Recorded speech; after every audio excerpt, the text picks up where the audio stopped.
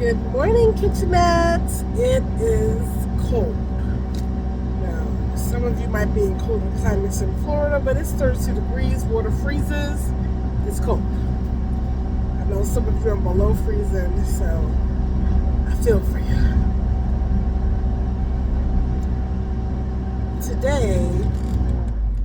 Yesterday, I went to a mental health first aid class for youth.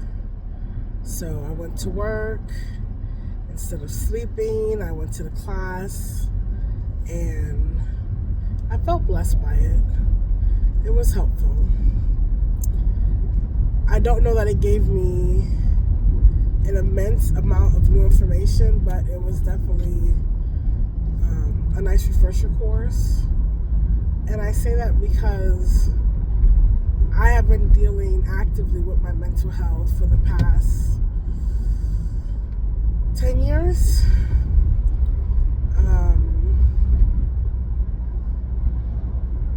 And my daughter's 11. I think first birthday was okay. So maybe 9 years. Maybe 9. Going in and out of hospital looking for treatment. Excuse the car sound if you can hear that. I was in a little accident about a week or two ago. I might have mentioned that. And chose to take from it that life is short and you just gotta live. So I did the mental health class and it was helpful. And at work, I try to listen to scriptures and watch TV. You can't see it today because I've got this beautiful hat. But I think you've seen on the previous video that I wear a hijab at work.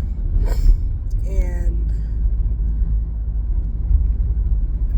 allows me, when I was really going through my mental health journey, to listen to music and sermons and podcasts that would help me with my anxiety that was immensely bad. And it was crazy because at one point I was listening to music and singing different music and dancing to something different and just all over the place. But it was amazing with the chaos in my head how much I was able to do. And when I got a little bit better, it became noisy to have music and podcasts. That distraction was just too much for me. Now I work in a place where it's just me doing dishes or cooking, and so I can put a little something on and focus on my task and listen to my sermons and be good.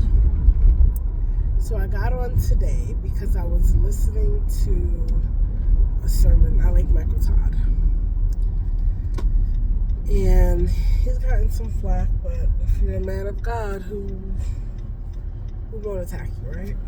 And he is not a perfect man. He is a man, so therefore he's going to fall short of the glory of God. And as I say, I'm on a spiritual journey.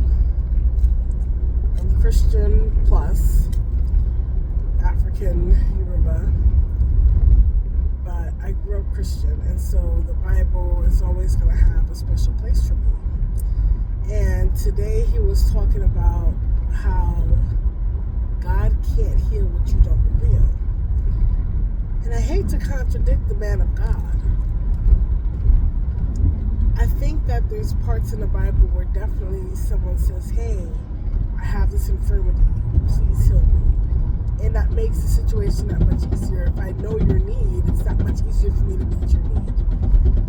But God is amazing.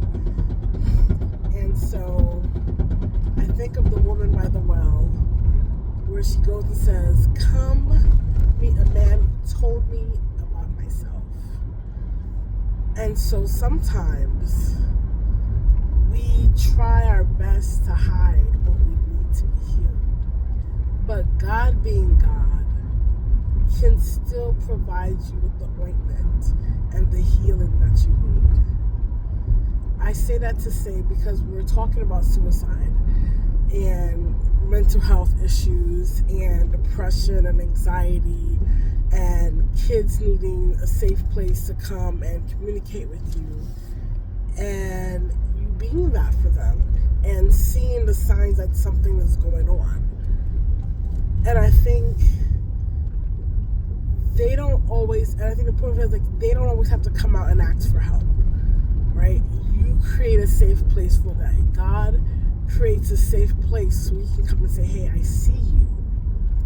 I see something that's not okay. I see that you're hurting. I see that you need healing. I see that you're depressed. I see that you're suicidal. I see the anxiety. I see the trauma. And I can heal you. I can help you. I can guide you. I can be there for you. I can be a listening shoulder. I can be a rock. I can be a comforter. It is easier when you know what's going on as a person. But God doesn't need that. And so I think that's super cool for God. But I think it's super cool that He gave us the insight to be able to see and to watch and to look. We have the powers that He has. Excuse me. So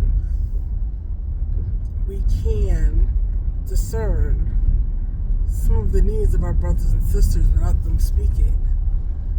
You know, you can see that someone's cold and shivering in the winter if they don't have a coat on. They don't have to tell you they need a coat. That's just common sense. You can see it.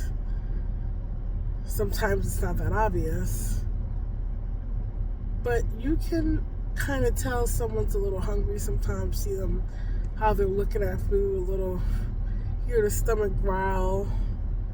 You can pick up on cues. And so I offer that we be aware for our brothers and sisters, for our fellow human person. Be a safe place for them to come to. I said last time that partnership is a big deal. We're not going to heal on our own. This is a community journey. This is something that we need to do together. We need to help each other. We need to be open to being helped by others. We need to be open to helping. This is a community project. So we heal in community. We heal in partnership. And it's so much easier when someone tells you, but they don't have to speak for you to see that there's pain sometimes. Sometimes we can see it. Sometimes we can observe. Sometimes we can just know what's going on. Like, you're a little bit too okay for this situation. Maybe you need a minute, a soft place to land so you can break down and heal. And if you're the person who is having trouble speaking, I pray that somebody sees you, sees what you're going through, sees your pain and your hurt. And God puts people there to be a soft place for you, for healing, for love, for companionship, for comfort, for friendship, for therapy, that He provides you the resources, that people start seeing what's needed. You know, see the brokenness. If you're not able to say it yourself, I pray that someone sees you. Because God is that awesome and that powerful, that when you don't have the words yet to speak, when you're afraid, He can put people in your life to prompt you, to give you the strength to say what you need to say that you wouldn't have said otherwise. That's it. All right, time to take the baby girl to school. Bye.